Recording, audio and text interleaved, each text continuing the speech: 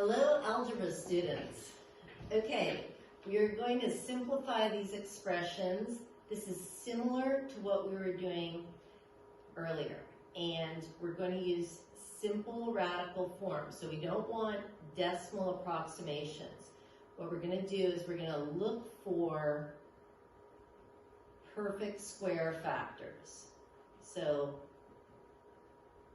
what perfect squares go in to the numbers under the radical? So 4, 9, 25, 36, and so on. So the very first one here, when I look at the square root of 24, I'm thinking, I could think of 24 as 4 times 6. 4 is a perfect square, so I can write the square root of 4 as 2. So it's 2 times the square root of 6.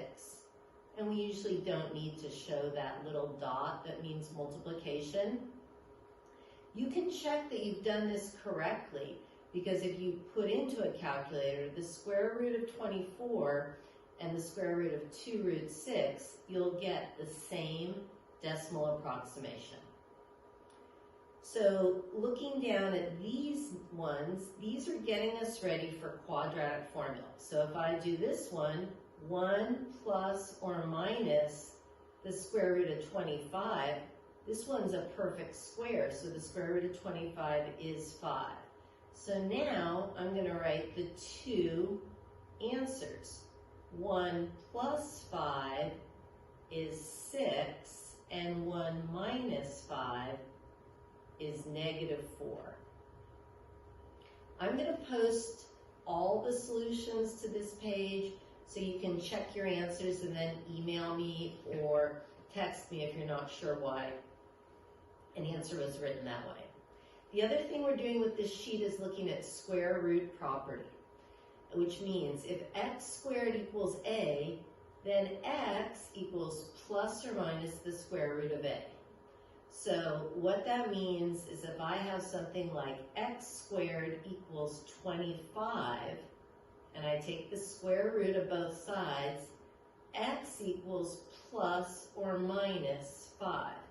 And that makes sense because negative 5 times negative 5 would be 25, and 5 times 5 would be 25. We could do this, just another one.